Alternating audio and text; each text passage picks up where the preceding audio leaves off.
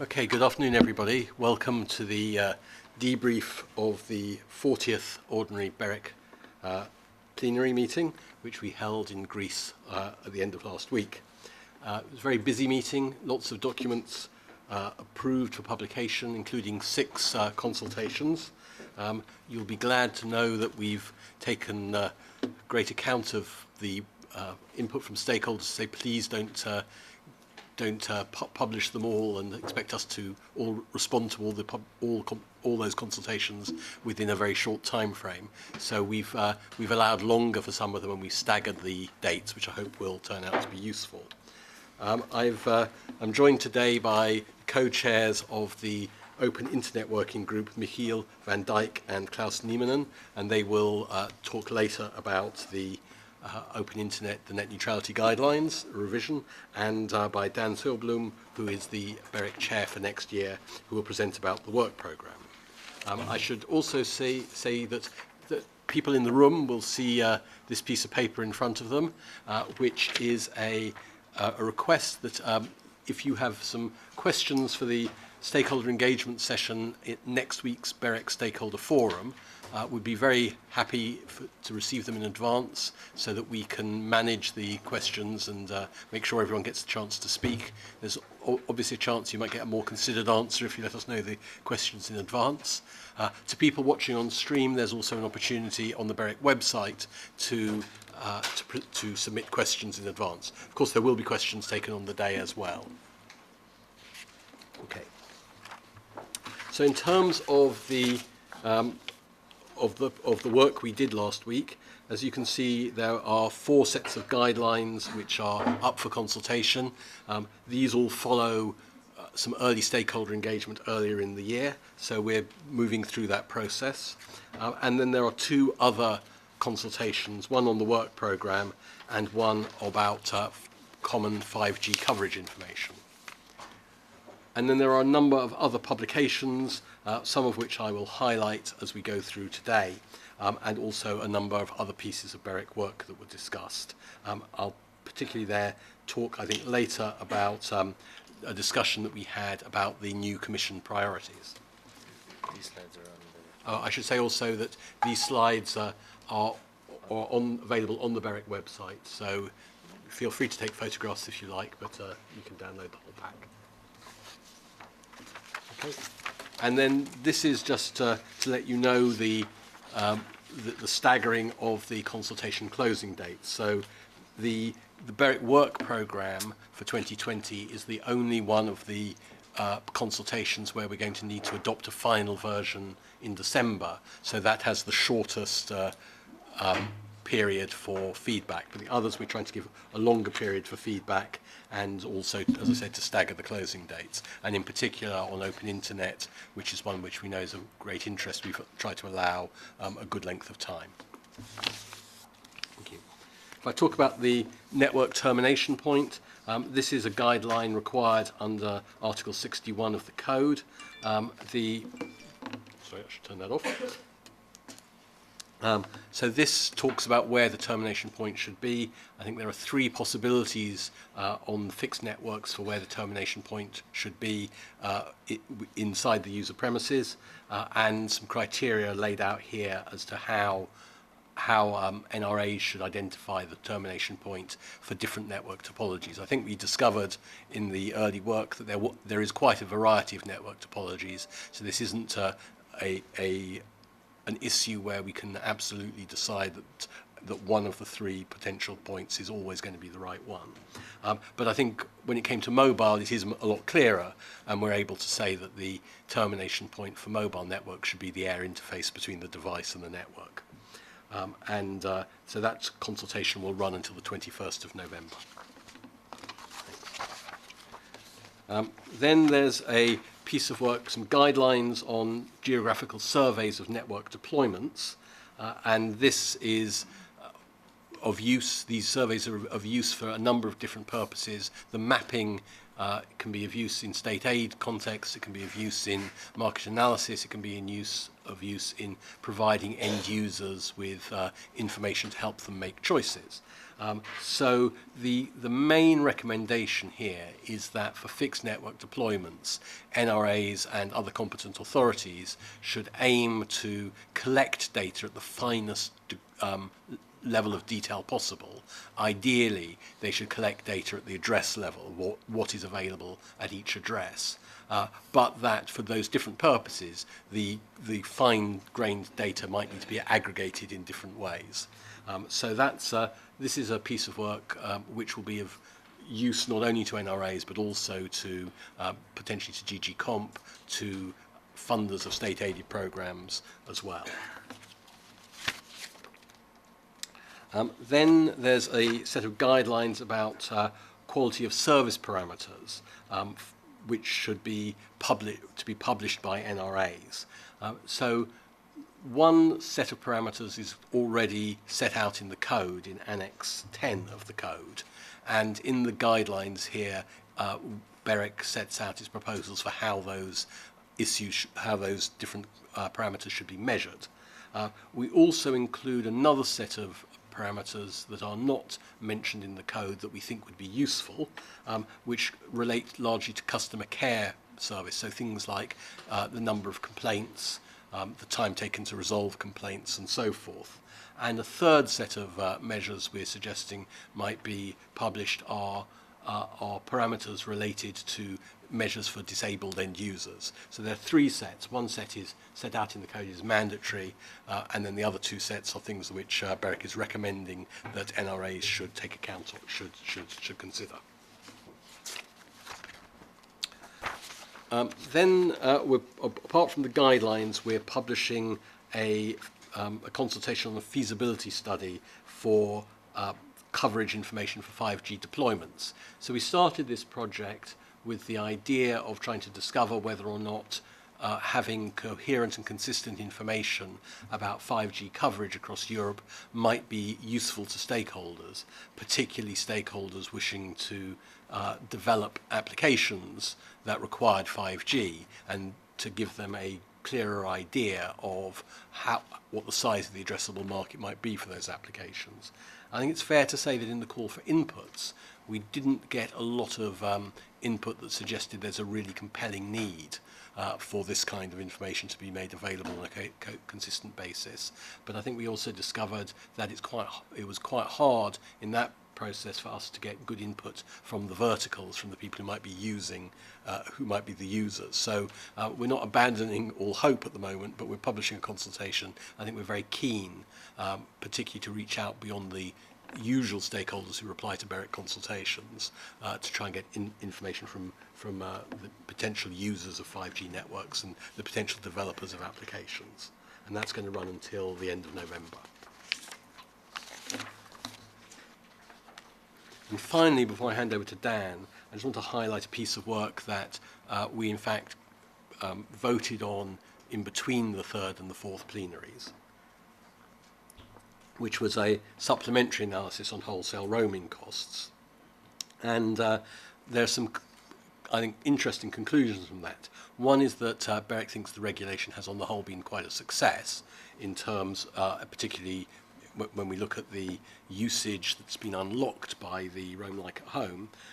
We don't expect that the competitive conditions will change in the near future in a way that would make us confident that regulatory intervention was no longer required.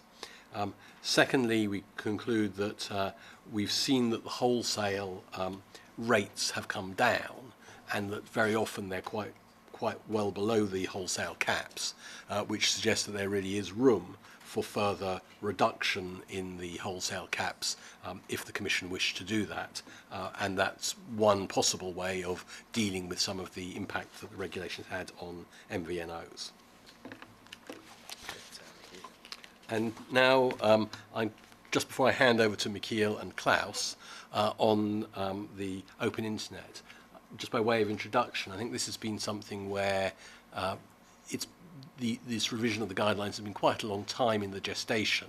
So we started last year with the BEREC opinion as input to the Commission's evaluation of the regulation, and we in that opinion expressed some views that I think began to address some of the points raised by stakeholders, and those things have now found their way into the draft guidelines. I think the stakeholder town hall meeting we had earlier this year was extremely useful. I think we've heard loud and clear some messages, particularly around 5G. I think we don't necessarily agree that the guidelines as they stand at the moment will in fact cause the problems that stakeholders fear, but we absolutely acknowledge that stakeholders have genuine fears, and we've looked to try and clarify the guidelines to address some of those fears. And similarly, we've also responded to the input that was given from civil society at that session on the subject of zero rating. Now, we are giving quite, I think, 7 weeks for responses to this. We've also decided that we'll finalise the guidelines at P2 next year, so as to give both you time to respond and us time to think about the responses and make sure we understand them properly and reflect them properly. So we'd certainly be very open to hear from stakeholders whether you think that the guidelines as the changes proposed achieve the objectives. But I'll hand over to Klaus and Michiel to present. Thank you, Jeremy. So 2 subjects actually for open internet today. The guidelines, that's the most interesting one for some maybe, but we did publish as well the second subject, so the implementation report, indicating what NRAs have done in the light of implementing the open internet regulation. Like previous years, it is April to April the year, so this is the 3rd report. I think overall it shows that NRAs are continuing to be active and engaged on implementing the regulation. There are quite some more details in it. These people can read themselves, I think, so we won't spend too much time on that. We do want to give consideration we have had ourselves to you concerning this report, because we have built it in the structure of the report like we did in the previous years, in which we asked NRAs to highlight the changes in their policy, because that seemed like an effective way to prevent asking the same questions over and over again. But that does result in a report that is more and more difficult to read if you add more and more years, because it only contains the changes and not the record. So we wanted to let you know that this has come to our attention, and we will find a way next year to provide an overview of the actual status quo of the measures that NRAs have implemented in light of the regulation. I think that's it for this part. We will spend a bit more time on the open internet guidelines. So we changed the title. It will be the 2020 BEREC guidelines on the implementation of the open internet regulation. So basically we changed from net neutrality to open internet to align with both the title of the working group and with the wording of the regulation. For the time being, we also use the updated guidelines as a catchphrase. What we will publish today, or actually we have just published, is 3 documents. One is a consultation document which highlights the major changes with some explanation to why we think these changes are improving the guidelines. So we are interested in your comments, of course, on these changes, on the comments or with these changes, and also on other things. For your convenience, we are publishing a regular text document, which could become the final guidelines and attract changes compared to the current guidelines. So that if you are interested in what we think should be changed, then it's easy to spot. The consultation has just started, and it is open a bit longer than usual, as Jeremy explained, until November 28th. 5 o'clock European time. We have not opened a digital platform for you to respond, so you can respond by email. As always, the more specific your suggestions are, the easier they are for us to take account of. And the target of publishing the final guidelines have moved from plenary 1 to plenary 2 because we have extended this period, and we want to take thorough note of the comments we get. And that is very difficult if we would try to finalize it at plenary 1, because just to take you a bit inside of our BEREC world, that would actually mean that we as a working group had to finish the work at January 31st. And I think that would not be beneficial to the quality of the report, the stakeholder consultation report. So that is on the process, and Klaus will take you to 5G. Okay. Good afternoon also on my behalf. I'm going to highlight some of the changes, so you can see all the track changes from the draft report, and you can also check the main points we have identified from the consultation document, but just a few highlights here. I think it's fair to say that we believe that the current regulation and guidelines, they are, I would say, quite a good balance between the different views from various stakeholders. But we have seen especially few instances where the additional clarifications would be beneficial. Especially we have heard arguments saying that the guidelines are preventing or banning the 5G technologies or innovations. And this is one of the areas we want to add some clarity and hopefully also remove the unnecessary misunderstandings we have spotted. So we have a few examples on this slide. One of the topics is the M2M and IoT, where we have received a lot of comments and responses from the stakeholders. And we're adding certain guidance for the NRAs how to assess these practices and technologies, but we believe that they are feasible.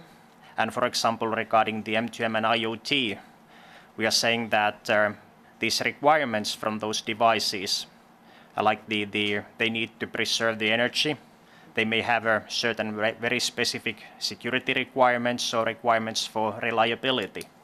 They may justify the optimization for specialized services. So this is one of the topics we are now addressing, the 5G comments. We have also new guidance regarding the providing differentiated quality of service. So we believe that the ISPs can offer subscriptions with different quality of service. Well, speed is obvious example, but also, let's say, for gamers, subscriptions with lower latency could be one example. But it's not only that, well, we believe that it's possible for the different subscriptions, but also that these different quality of service levels could be provided for a single subscription.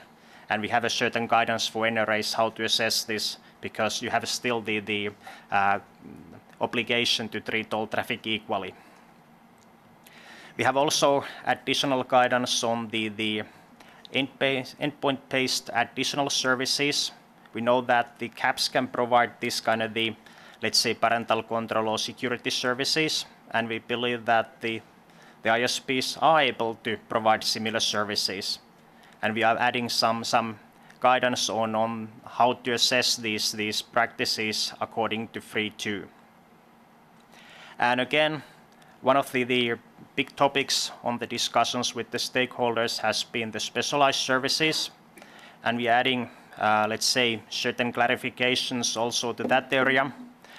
We have detected, let's say, a lot of comments regarding our guidance regarding the dedicated connectivity or logical separation, and we try to clarify that.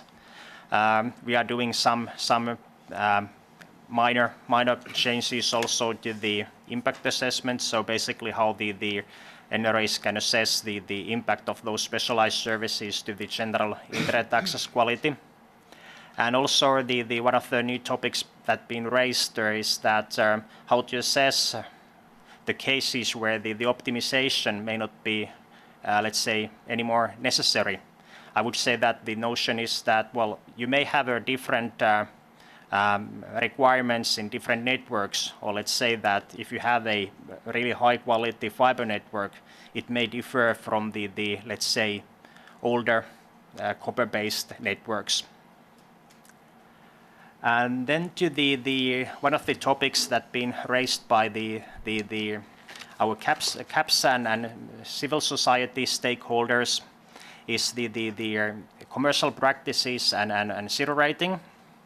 We have heard some comments that well, some of the zero rating programs may not be that easy to detect if they are, let's say, open and transparent, and if it's possible for a CAP to join. So we've been adding certain best practices on what kind of the zero rating programs could be considered and less likely to be restricting the end user rights. This is just the best practices and definitely not any red line on the area. We have added certain guidance to the new variants of zero rating like sponsored data. And as mentioned in the BEREC opinion, we're adding the step-by-step assessment methodology to the annex because it's not a new guidance, but let's say a tool to make it easier to understand how these rules work. And again, on the transparency side, we have certain clarifications there. For example, on the differentiated quality of service and data caps. But I would say the major item is definitely the questions we've been receiving regarding the hybrid internet access and fixed wireless access, and whenever those services are considered to be fixed or mobile according to the transparency rules. So we have clarifications that certain types of those services are considered fixed network services according to the transparency. And then to the next slide. We have some other topics that we want to consult. So I mean, these were the main highlights we wanted to give regarding the guideline clarifications we have made, but there have been also discussion regarding monitoring of specific content, and whenever the current mechanisms available with those paragraphs 69 and 70 are, let's say, adequate. And for example, we have received certain proposals that, for example, domain names should be considered as generic content and should be possible to for ISPs to monitor that data. So we've been asking 4 different questions from the stakeholders, trying to better understand the rationale and also the need behind those. We have divided the questions, so we're trying to get the information regarding the commercial practices, but also for the traffic management and traffic classification purposes, if you are implemented or somebody is implementing the categories of traffic. And also regarding this, we've been actually with the contact with the European Commission and European Data Protection Board, and we are now just gathering the information and hoping to get also, let's say, good feedback regarding the topic for us.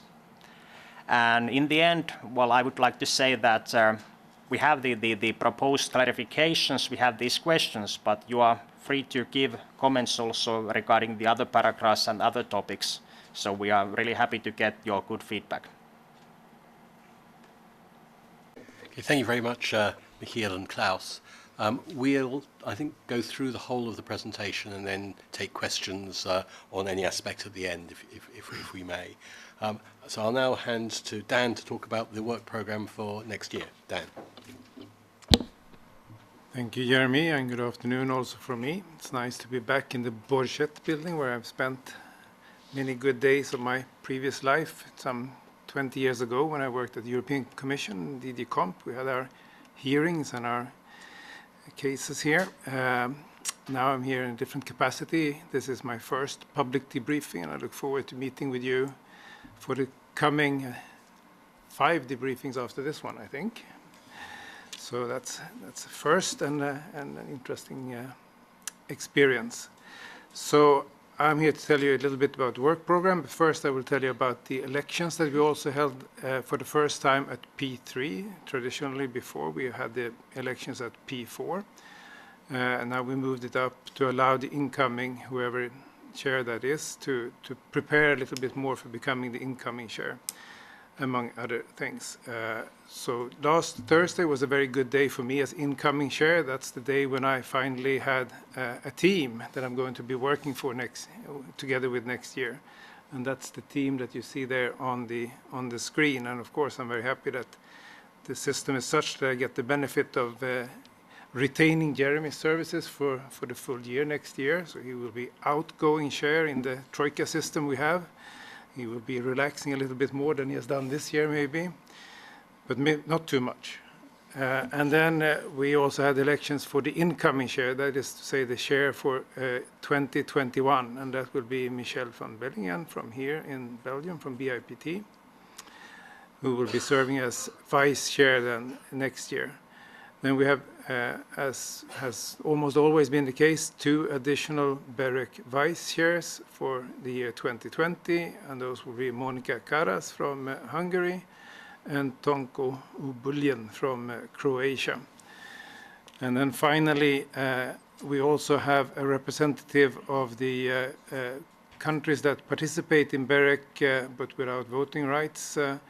That is to say, that group of countries is, I think now 9 countries, 6 Western Balkan countries and 3 EFTA EEA countries.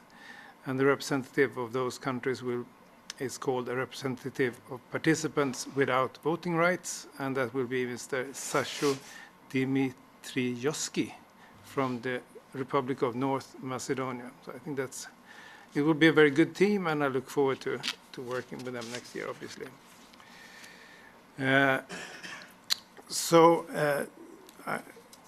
What will be the key priorities? That's a question that I often get, so it's useful to just include something of it. You will see in a little moment that the work also next year, as this year, will remain very focused on the implementation and preparations that were tasked to BEREC from the new electronic communications code. That work will continue. That is obviously a clear priority.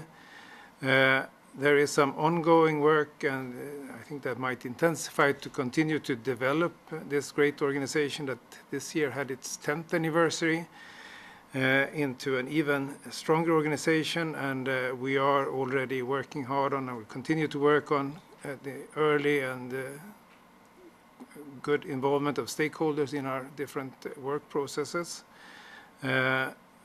Increase engagement, increase transparency, maybe stretch out more even than we have done so far. We are a very cooperating set of national authorities, and we need to cooperate also more on the international level and between European level organizations, of which there are many that have roles in the digital space, if you want.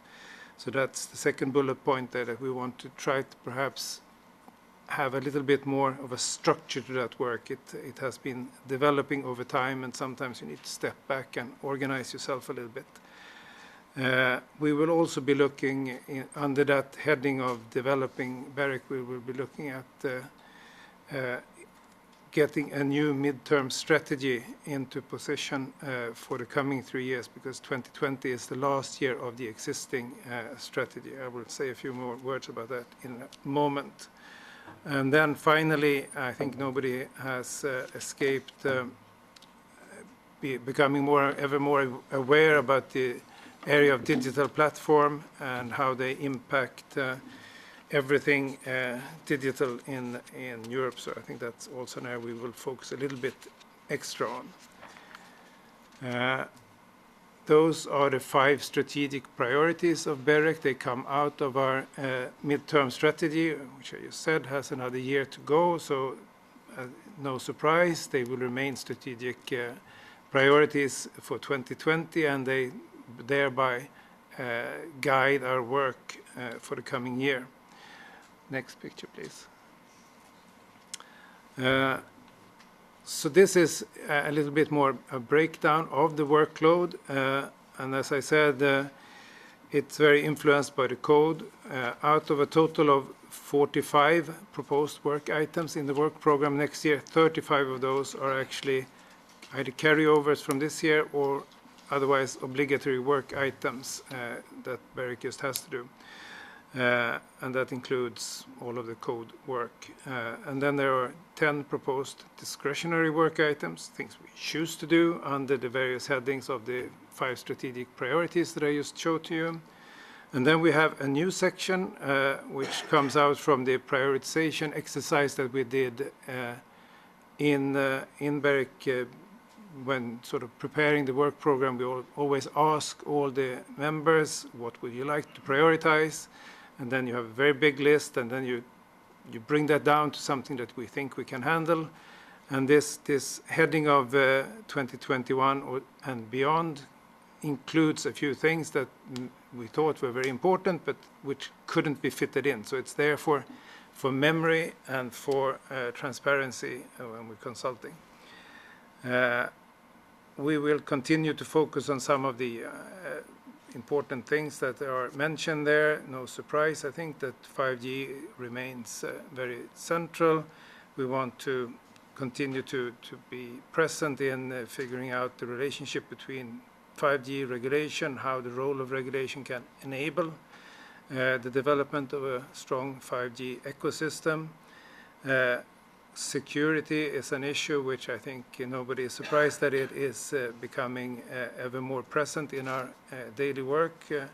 We have an ad hoc working group inside of BEREC since this year, and we will be discussing security issues next week at the stakeholders forum as well. That's a developing phase we're in, and we need to find. The idea is not that BEREC should compete with other organizations that have a security brief, but we should rather complement each other and ensure that the market side of things talks and is aware about security and vice versa. I think that is one of our more central roles here. We already heard about the Open Internet guidelines being pushed to Plenary 2, and you've heard the reasons for that. We want to make sure that we have a proper consultation and the ability to take your comments into account. And as I mentioned, platforms is something that we will focus on. And again, this is a little bit exploratory work for us. There are many agencies and organizations that are involved in the platform space as well, and it contains many things. It contains a lot of content element that usually and traditionally have not been so much the center of BEREC work, I think. But there is also elements like potential new bottlenecks in distribution and the market impact of platforms is, of course, something that increases and changes the ecosystem, and we need to be aware. So that's work that we are going to be doing next year. And I think this is my last slide, which is just to repeat, I think what Jeremy said earlier on. We welcome input on the draft work program by November 6th. We know that that's not an awful long way away, but we need it by that time in order to adopt a final version of the work program for our plenary 4 in the beginning of December. I think we should also say that, of course, the work program needs to contain some level of a readiness to take on additional items should the new commission or the new parliament or other things develop. But that's perhaps a bigger risk than usual, if you want to see it as a risk. I mentioned the midterm strategy. The consultation that we have sent out earlier this week on the work program contains questions on what you would propose for us to look at in terms of reviewing the midterm strategy work that we are starting with very soon. So don't miss that opportunity. And finally, welcome to the stakeholders forum next week. I hope to see most of you there. And don't forget to fill in the little questionnaire that Jeremy showed you, either here today or very soon online. Thank you.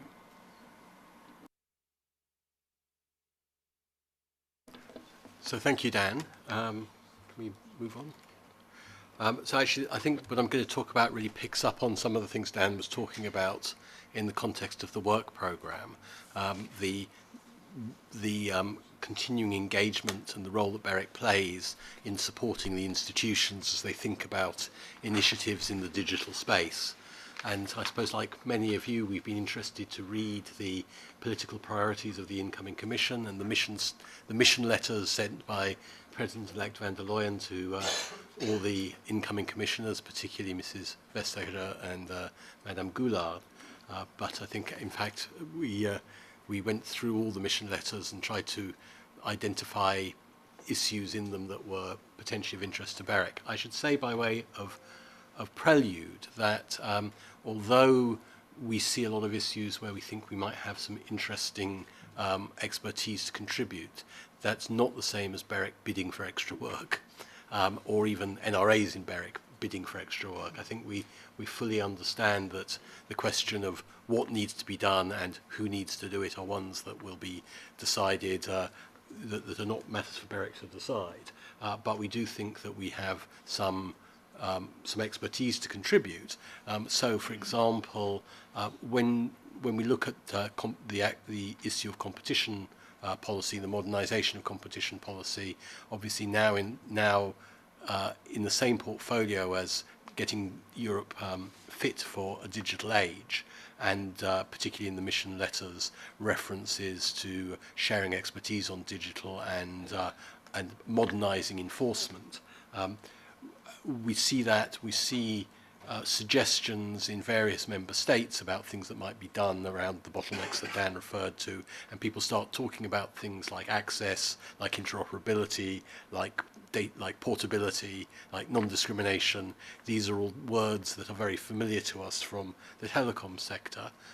We don't necessarily think that there's a direct read across. We're fully aware of the differences in the pace of innovation that you get in the digital space and the telecom space, but nevertheless we think that that the experience that the NRAs have and that BEREC has in thinking through how those kinds of tools might be used is something that we can contribute to the debate. I think we also see that there's bound to be a need for transnational and national aspects to this. On the content side, a lot of that is there's likely to be issues that relate to national and cultural differences in different member states. Although many of the providers are transnational, some of the markets that are disrupting may not be. So again, BEREC is has some interesting experience in one model of how you coordinate national implementation of a common European framework. And again, we think that's expertise that might be of use. Again, we're not saying that BEREC, the BEREC model is the right model, and we're far less saying that BEREC is the right organisation to do it. But we think that we would be very happy to support the institutions with some insights from our experience. I think when you look at the list of things there, apart from the issues of platform regulation, which show up most clearly in the Digital Services Act, there are also issues. I think there's something around 5G is mentioned, common standards for 5G. One of the pieces of work BEREC is doing this year is looking at the wider ecosystem issues of 5G and how regulation might affect the ecosystem around the innovation in 5G. There may well be things we can contribute from that perspective. On competition policy, there's maybe, I think we had some discussion about the state aid guidelines for interventions on broadband. There's been some discussion around the broadband cost reduction directive. So there are a number of things that may be of relevance to us. So I think we will continue in BEREC discussions, and we're not at this stage about to publish any opinions on any of these matters, but maybe towards the end of next year, when there are more specific legislative proposals, we will be in a position to give either formal or informal input, whatever is required. So that's something that I think will be of interest to us in the coming months. And I've noticed that as BEREC Chair, in the first half of this year, I got a lot of speaking invitations to come and speak about the code. Those rather dried up recently, and people are much more interested in having Dan and me come and talk about some of these issues. So I think that shows the reputation BEREC has as being a useful expert interlocutor on these things is something that all the heads are very keen to maintain. Thanks.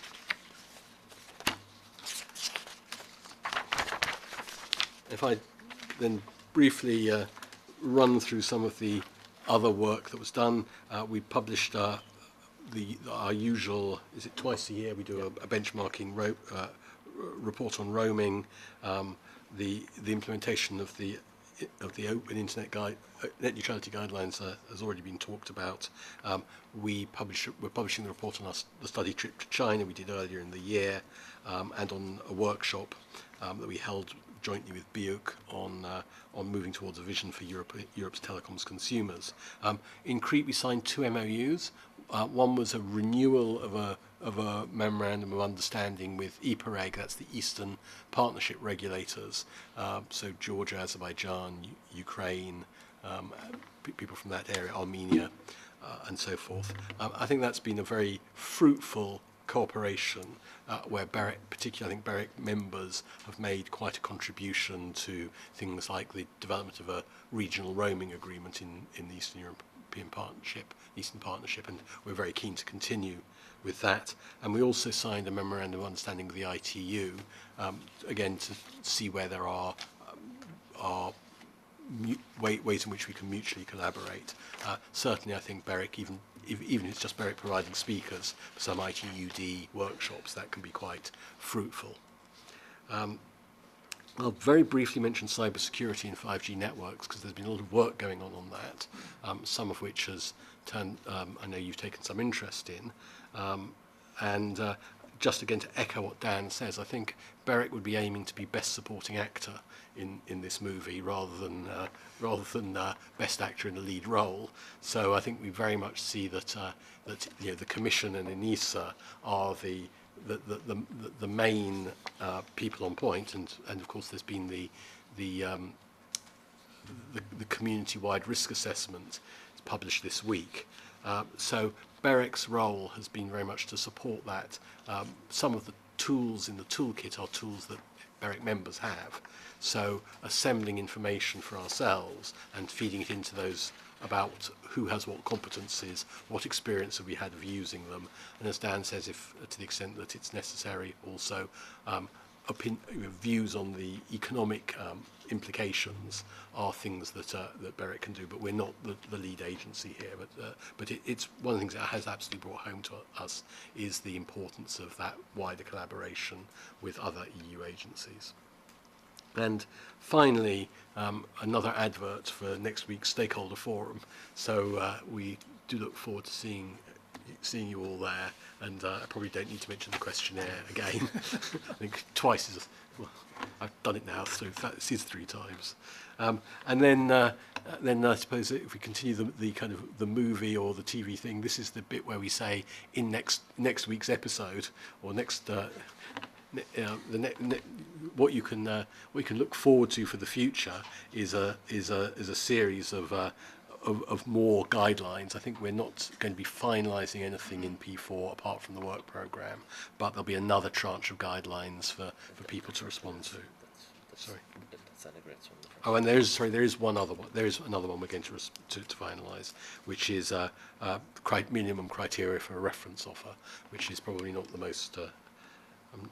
Not one of the ones that's had the highest public profile. And with that, I'm going to finish the presentation and throw the floor open to questions. Thomas. Thank you very much, Jeremy, and Dan as well. As always, very useful and comprehensive introduction on what to expect and what happened at the recent plenary. Very much appreciated. I think I speak on behalf of everyone here. And congrats on concluding such gigantic prep work on those 6 public consultations. I guess now the ball is on our court, and it's going to be busy over the next few weeks. I have a couple of questions, maybe just to continue the TV series type of discussion. This is probably more for the next season of 2020, and maybe you could give some more spoilers on the episode which spans around cybersecurity and your role there. I know you've been very modest in suggesting what BEREC's role will be there, but I guess everyone saw yesterday's press conference from the Council Presidency and Commissioner King and Commissioner Gabriel. And Gabriel specifically suggested that BEREC will play quite a prominent role in this whole picture. And she also mentioned that BEREC intends to issue an opinion about the issue, specifically when speaking about the toolbox. I wanted to check with you, in your draft work program 2020, when it talks about 5G and cybersecurity, it says that you will deliver effectively 2 things. One is a report of sorts that will be used for internal purposes only. So I understand that this is not going to be published. And the question is whether this report is actually going to take the shape of that opinion, or is it something separate? And you also mentioned that there's going to be a workshop delivered that you will do sometime next year.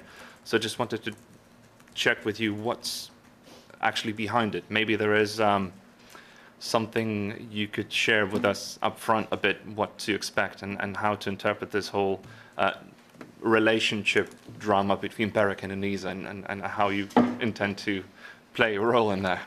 Thank you. Okay, well, I'll start and then see if somebody wants to complement. I hope there will be a rerun on that media event you mentioned, because I actually haven't seen it, so it would be interesting to see, because this is an area where I think our tasks is under strong development. So it may, you know, I'm not aware that there has been any development this week, but I couldn't rule it out either before having seen that event.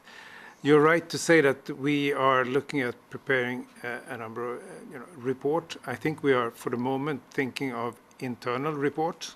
And what we mean by internal reports might well be something that we share with ENISA at some point, but I don't think we're necessarily considering publishing any of those reports. And that's the information I have for you on reports.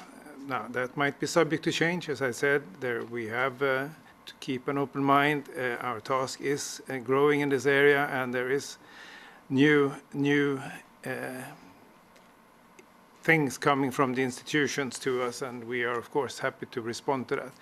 On the workshop, I can say, I actually should have said that we are thinking very much of organizing an external workshop in the first semester of next year, to consult with stakeholders broadly and obtain the views of, what is there for us to think about in 5G security, cybersecurity. And of course, we haven't finalized the planning of that event yet, but we are having the topic also on the stakeholders meeting already next week, and there we are hopefully having speakers also from other organizations. I think we have an ENISA representative at the event. I'm looking at Elizabeth to confirm, and I get a nod, so that is correct. So this is developing work. We are aware that there are many actors in this movie that we're preparing, and we are very happy to be part of it, even if it may be with a slightly smaller role than some of the others.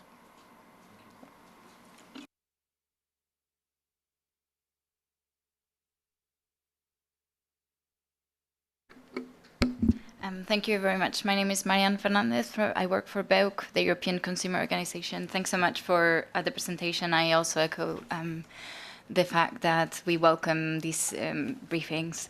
I have 3 questions. The first one, it's on the net neutrality or open internet guidelines. In your presentation, you talked about open zero rating programs, but what about zero rating programs that are not open? Have you clarified that? I actually obviously have not had the time to read the text that you have published. So if you could clarify that, that would be great. The second question relates to the work program.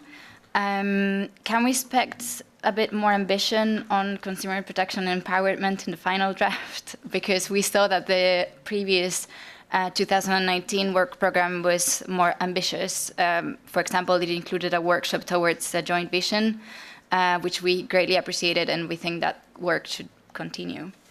And then the final question is with regards to the new commission and the key priorities and BEREC's involvement. You clarify that that doesn't mean, you know, in the key policy areas identified, that doesn't mean that BEREC will issue opinions or will be super active on everything. But considering that the current draft 2020 work program is not that ambitious on consumer protection and empowerment for consumers, would you consider to prioritize consumer protection and empowerment in the work program of this year instead of focusing on other areas that, of course, that are important?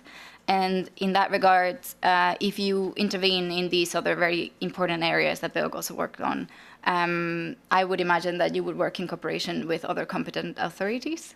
Thank you.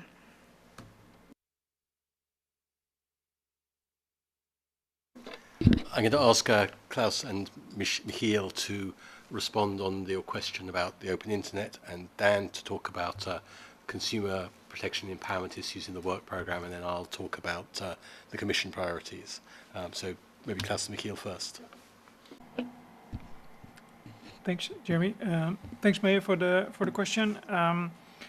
We wanted to give more of our thinking in shape of text in the guidelines on open programs, because we think they are less likely to be a problem if you go through the steps that the regulation asks us as regulators to go through in order to assess whether they are aligned with the regulation or not, in order to be clear to stakeholders what is likely to be allowed. Of course, like with all the text in the guidelines, it is not possible to give a final answer, because a specific regulator has to look at a specific case in order to come to a decision. We have not expanded much on non-open programs. As I said before, they are less likely to be in line with the regulation, but each case deserves scrutiny by the regulator, and the point I think BEREC wants to make with changing the guidelines in the way we have suggested them now is that this scrutiny is easier for us to do with open programs than it is with closed programs. So maybe a legal reminder, the guidelines do not change the regulation, and the regulation does not per se make any zero rating offer illegal. So each case deserves scrutiny. It's just that we want to emphasize that closed, if you like, offers attract more detailed scrutiny by regulators. So I hope that answers your question. Thanks. Yes, and on the work program, I don't actually have the draft work program in front of me, so I'm a little bit at disadvantage here. But you remember I showed you the 5 strategic priorities and the work item number that we had.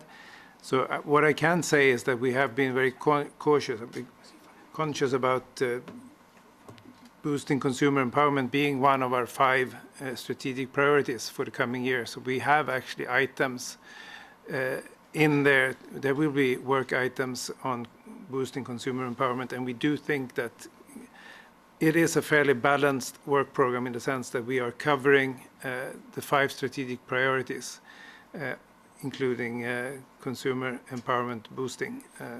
You'll have to look at it, and this is this is, after all, a draft work program for consultation. So if there are other ideas or if there are views that things are not as balanced as they should be, we should have other priorities, this is precisely the time for you to tell us. Thank you.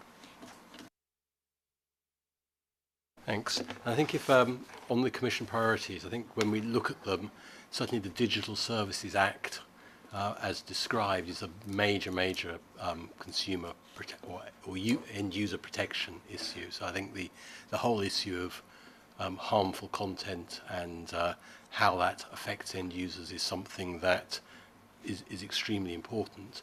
Within BEREC, of course, as Dan said, the content issues are not really traditional BEREC issues. Some of the BEREC members are converged regulators in broadcasting. But I think one of the things BEREC does bring is and BEREC members bring is experience of dealing with consumer protection issues in technologically complicated areas, probably more technologically complicated than traditional broadcasting in the telecom side. So again, I think that is something where we think we have some value to add. It's also something where we absolutely would think that we're not the only people with valuable things to say. I'm sure that within the European system, people like ERGA will also have no doubt a useful contribution to make, and of course the stakeholders, both the BUC and its members and the supply side will also have something to say. But I think those are, when we talk about platform regulation, we are quite conscious that that although some of the harms, the economic harms and the content harms are different harms, that there is some commonality in the issues required to deal with them. So that's also something I think we'd be happy to engage with institutions and stakeholders about. Thank you.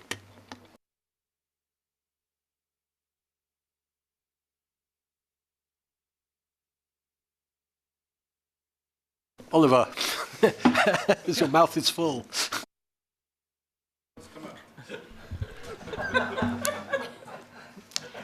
Okay, let me not comment on that.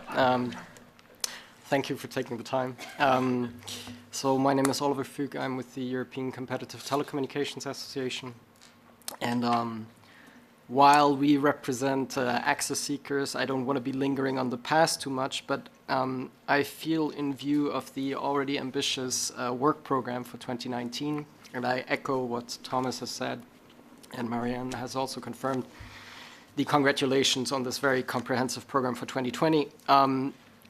The status and role of workshops in executing BEREC work programs this year and next. It is such that for this year there were 2 workshops planned in Q3 on issues that maybe have not received much attention, like the reference offer guidelines, and those were on margin squeeze tests and fraud in numbering E164 use. And I was wondering whether at this point you can confirm that these workshops have already taken place and what subject matters have been treated therein, because waiting until the end of the year to see what actually was may be a bit prejudicial to what we may think of next year's work program.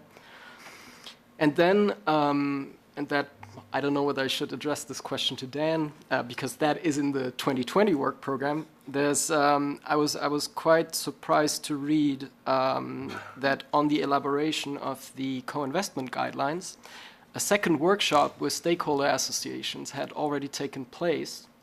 And I don't know what colleagues from other associations have heard, but could you confirm whether that has taken place as well?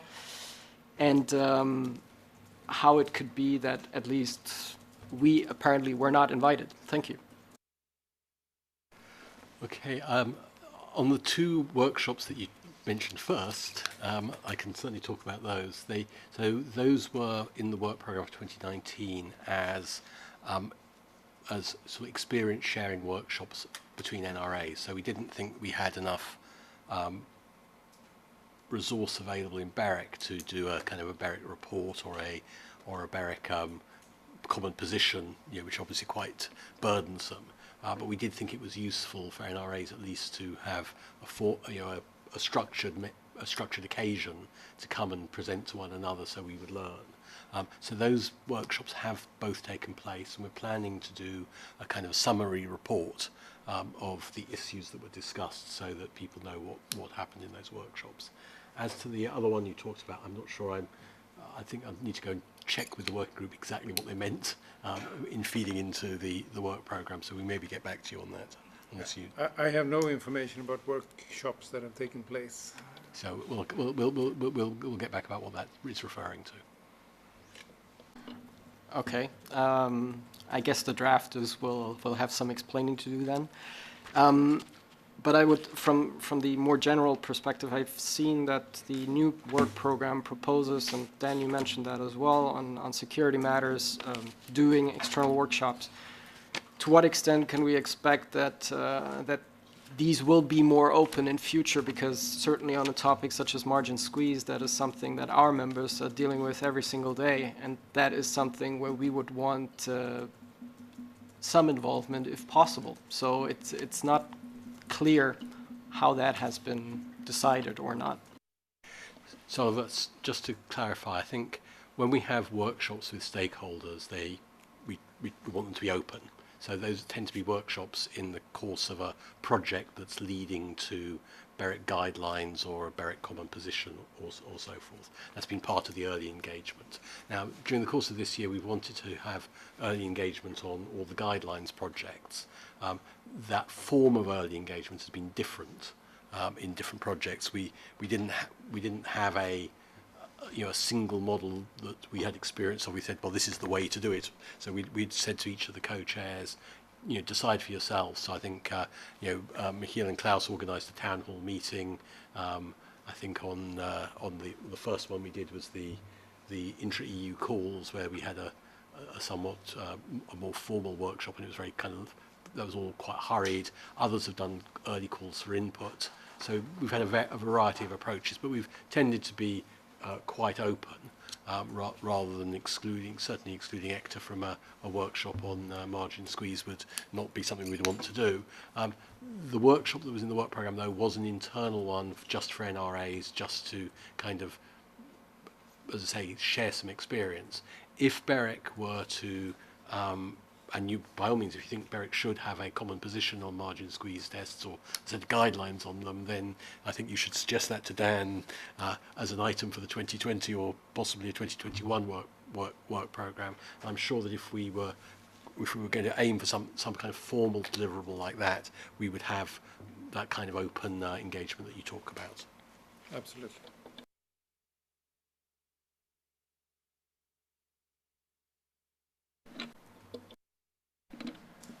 Manuel Braga, Dutch Telecom. I may have missed, but you have postponed the publication of the net neutrality guidelines to P2 next year. Would this mean that you would have another round of this kind of consultation, or would it be only for you to have more time? No, the process stays the same. So the consultation started earlier today. And it will run until November 28th. It's just a week longer, or maybe 2 weeks than we normally do. And then we will go through comments and suggestions, questions, and prepare the documents, so consultation report and the final guidelines for the second plenary, so that will be June. So we moved it from plenary 1 to plenary 2 because there's quite some time in between, and in fact, as I said earlier today, for us as a working group, we would have to finish the end of January in order to be in proper time for the contact network meeting and then the plenary meeting, and that would be far too hurried because. I mean, even if we want to continue working over Christmas, it is quite legitimate that not all people in the working group would do so. So that's a reality that the second half of December is, well, you can't really do much. And of course, we hope for a lot of good contributions. So it does take some time to make some structure in those. And BEREC office is kind enough to do that for us, but we can't on the other hand, ask them to do it in 2 days in order to. So we decided in order to do this work thoroughly, we move it to plenary 2. But the concept or the process is still the same. Yeah. Yes, last time we got around 500,000 replies. I think, well, we are hoping to get, let's say, a bit less this time, but let's say having still a lot of substantial responses, and definitely we want to have well, first of all, enough time for you to respond, and also for us to actually go through your replies, because, well, if we don't reserve time for that, I mean, there's no point to have a public consultation.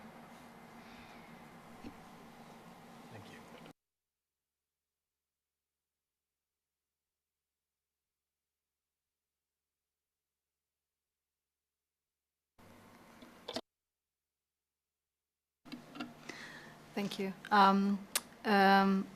Very excited to see the public consultation on the open internet guidelines. Just a question on one specific comment that you made, and I just looked very quickly on one of the amendments you made with respect to M2M and IoT, saying that when it comes to resource-constrained devices, then security could be one factor that you consider as a specific level of quality. Would you consider security as a sort of a potential element of a specific level of quality in general as well, or only with respect to these resource-constrained devices? Thanks. Okay, thank you. I think the main essence here is that you have let's say, resource-constrained devices that doesn't have the capabilities to handle the security by themselves.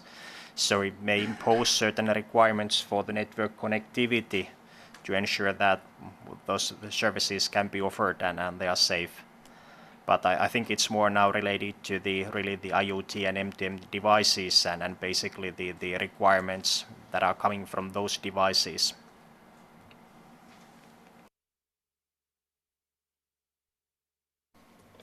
Thomas. Yeah, thank you, Jeremy. Also, maybe a question to Michel and Klaus. We also have seen that in the new draft, you have included an annex on a step-by-step assessment of zero rating and similar offers. Should it be considered as an integral part of the whole setting? And I haven't had a time to analyze it properly, but do you link it with the specific paragraph within the guidelines, or is this annex supposed to be treated as a standalone sort of a guiding instruction on how to assess these type of offers? And second question, given now that you have publicly declared that we will not see the new guidelines published until June next year, should we assume that once after the 28th of November, you will go on radio silence until June next year, or will there be some interim type of check-in that we should expect in terms of the progress? Thank you. Thanks. So two things on the annex. One is we have drafted it because both internal within BEREC and external voices were heard that said it could be made more easy to go through an analysis if the certain steps were ordered. So, and that's what we intended with the annex. And that brings me to the second point. It does not contain, in our intention, new or additional guidance. So the idea was really to pick elements out of the updated guidelines and order them in not in the order that we have drafted them in the guidelines, because in the guidelines we follow the structure of the regulation, but to reorder them slightly in terms of that it makes more sense to start with step one when you have a new case on your desk, either as a compliance officer or as an NRA. And then you take these steps, and some of the steps are fairly obvious for most people, and for others they are a reminder of that it is a step to take. And yeah, so for the rest it just reorders the things in the guidance. So it does not contain in our intention additional guidance. If it would be the case, please indicate, then we will have a look at it. So it's just meant to be a practical thing. And your second question on the process, will there be radio silence? I think we have tried in the last year or two not to have periods of radio silence.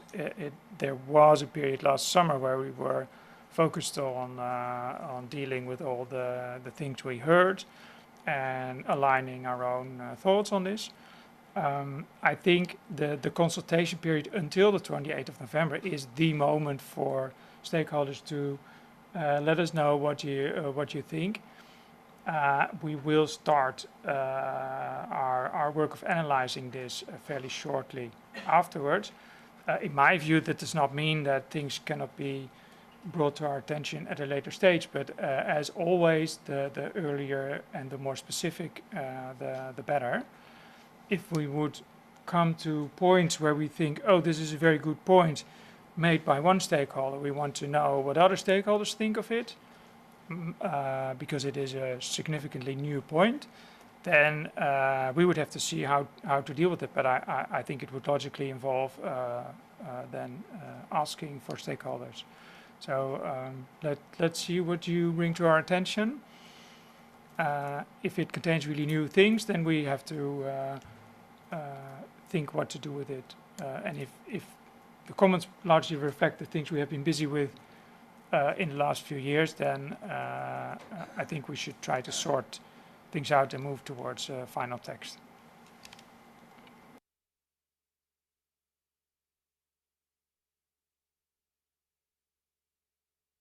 Okay, if there are no other questions, I'll give you a last chance to see, as they say. Okay. Oh. Yeah, I forgot to introduce myself before. I'm Christina Boracci from Telenor. Apologies for that. Dan, you mentioned that platforms will be one of the priority items next year. Could you elaborate a little bit how that's going to manifest itself?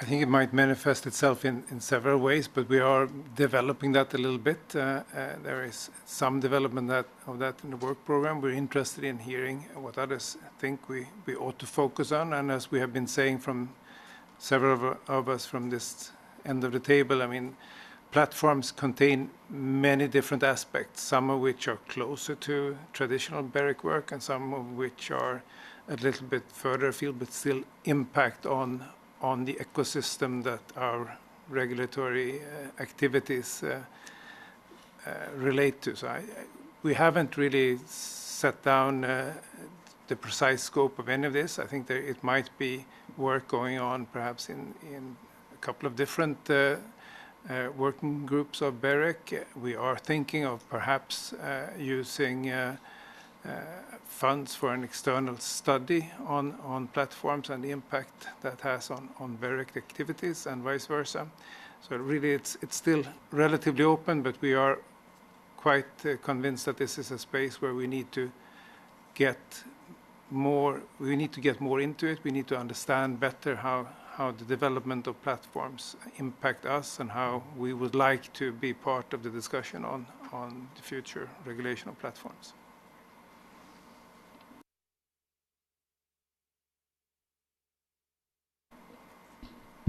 Oliver. Well then, if I may, because we just had one more question on next year's work program. In your introduction, Jeremy, I understood you as saying that it is more or less already decided that BEREC will produce a report on access regulation. Was that correctly understood in the context of state aid? No, I think that's not. I don't think that's in the work program, no. It's for this year, I think. So I don't know what's in the work program. So you're talking about this year's work program or next year's? It is work item 1.9 of the 2020 work program, and I heard you saying earlier that BEREC would get involved in this, and I just wanted confirmation on that point.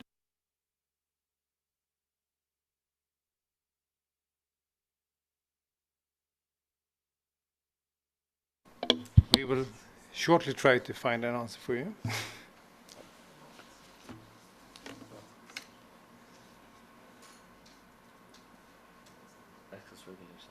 Okay, so yeah, I can see the report in it, so I can confirm that if that makes it into the final work programme, then it'll be delivered as said in the report. Okay, to elucidate, actually the work program,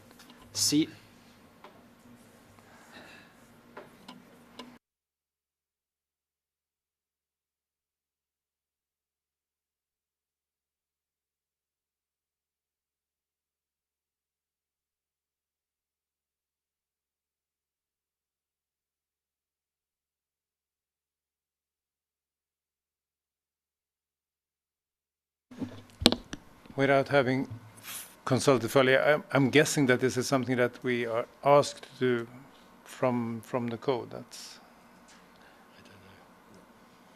I don't know. Anyway, yes, I think there's probably nothing much more to add than is in the document that we're publishing.